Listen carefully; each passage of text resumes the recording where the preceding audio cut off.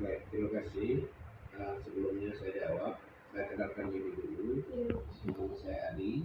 Tugas saya di sini adalah sebagai pengawas lingkungan hidup Ali Media. Jadi tugas saya untuk melakukan pengawasan terhadap segala aktivitas lingkungan hidup, baik yang menyebabkan pencemaran ataupun yang menyebabkan kerusakan pada lingkungan. Jadi pertanyaannya, bagaimana pemerintah menilai dampak pariwisata terhadap lingkungan di Labuan Bajo? Oke, terhadap pemerintah bagaimana menilai itu bahwa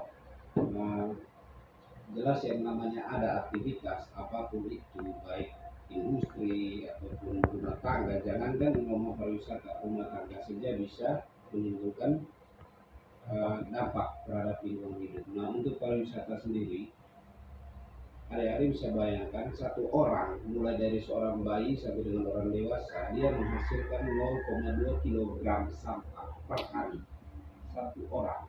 Nah, dikali dengan jumlah penduduk Manggarai Barat, jadi perkiraan kami sampai dihasilkan hanya untuk penduduk Manggarai Barat saja sudah 13 sampai 20 ton per hari.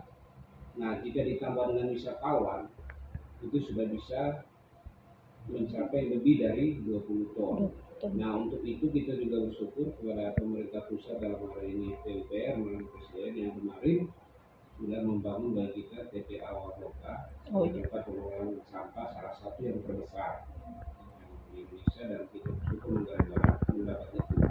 Jadi penilaian kami bahwa apapun aktivitas atau secara khusus dan itu pariwisata jelas memiliki dampak di lingkungan hidup. Pertanyaan yang kedua, apakah pemerintah memiliki kebijakan atau regulasi khusus untuk mengendalikan dampak negatif pariwisata terhadap lingkungan?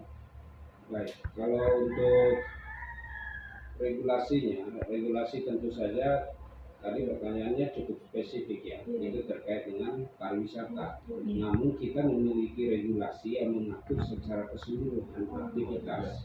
Itu bisa adik-adik buka dalam JIDH Kabupaten Manggarai Barat. Itu peraturan daerah nomor 2 tahun 2023 tentang penyelenggaraan pengelolaan sampah. Di situ banyak sekali yang dibicarakan, ya, termasuk jenis sampah. Terus itu kalau jenis sampah itu ada banyak sekali, ada sampah rumah tangga, ada sampah industri. Di situ dibicarakan banyak bagaimana juga cara-cara penanganannya. Penanganan itu ada pemilahan, ada pengumpulan, terus jenis sampah. Misalnya ada di rumah, kalau buang sampah di dalamnya ada bolam lampu, itu harus dipisahkan. Iya, dipisahkan dengan sampah plastik seperti botol plastik. Iya. Karena itu salah satu sampah itu ada yang berbahaya, ada yang tidak. Iya. Nah, yang berbahaya itu seperti bolam lampu, dia mengandung zat kimia. Iya. Bekas kaleng-kaleng cat itu harus dipisahkan, dia dengan masuk dalam kategori sampah limbah B3. Iya, limbah B3, betul. Ya, jadi untuk regulasinya bisa dilihat dalam peraturan daerah nomor 2 tahun 2023 tentang penyelenggaraan pengelolaan sampah. Siapa? Itu bisa. Kalau mau lihat peraturan daerah semua yang ada di Manggarai Barat, lihat saja dalam JIDH Kabupaten Manggarai Barat. Di situ ada beberapa produk hukum yang telah dibuat. Oke, itu saja regulasi.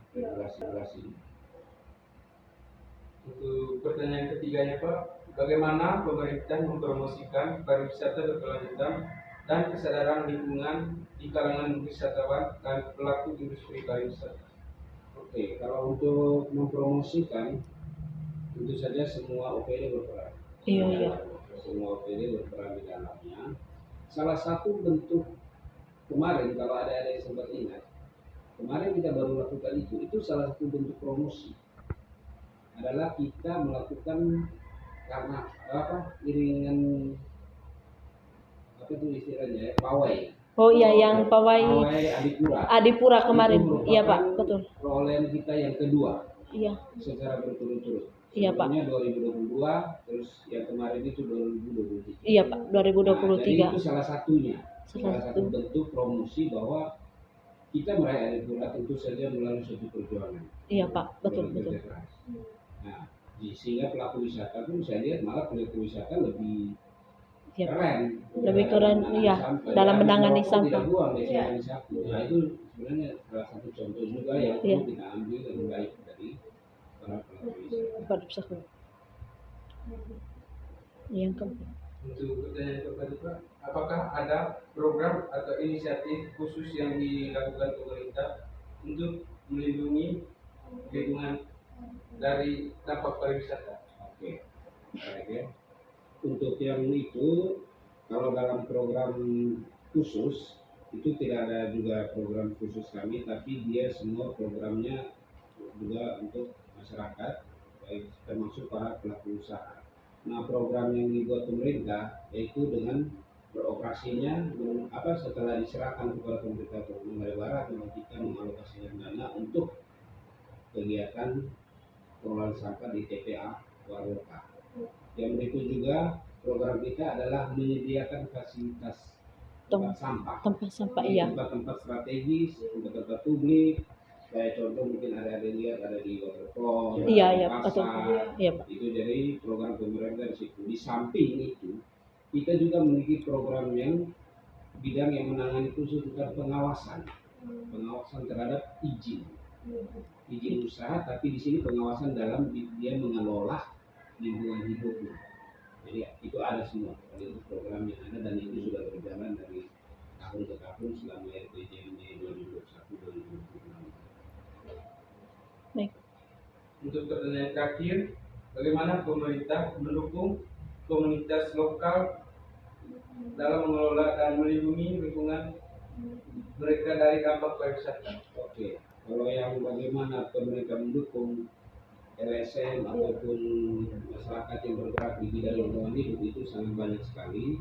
Contohnya dengan kami mendukung gerakan-gerakan yang mereka lakukan, seperti ada kegiatan penanaman mangrove di Rangkong. Iya, Pak. Terus mereka juga ada sosialisasi di sini bagaimana cara memilah sampah. Memilah sampah, ya Pak. Nah, itu juga menjadi pengetahuan tambahan bagi kami dan kami sangat mendukung sekali. Jadi kalau mereka juga ada meminta kami untuk hadir sebagai pembicara dalam acara-acara mereka juga kami hadir. Iya, Dan Pak. kami hadir tanpa dibayar. Kami sangat mendukung sekali kegiatan-kegiatan mereka itu. Itu khusus yang untuk LSM yang ada di Manggarai Barat. Saya kira ada cukup banyak ya. Iya, Pak. Salah satunya ini yang di bawah, Pak. WWF Dan IWP. Iya. Boleh sering ada, malah sering sekali kita ada kegiatan itu. Ini Iya, dalam Pak. waktu dekat lagi kita ada penanaman 1000 pohon bambu lagi di daerah Bolongoli. Oh, iya Pak. Dalam waktu dekat kami masih menunggu dari jadwalnya. Kami ini kita terbentuk dengan pasca. Oh iya, Jadi betul. sementara semua kegiatan. Betul.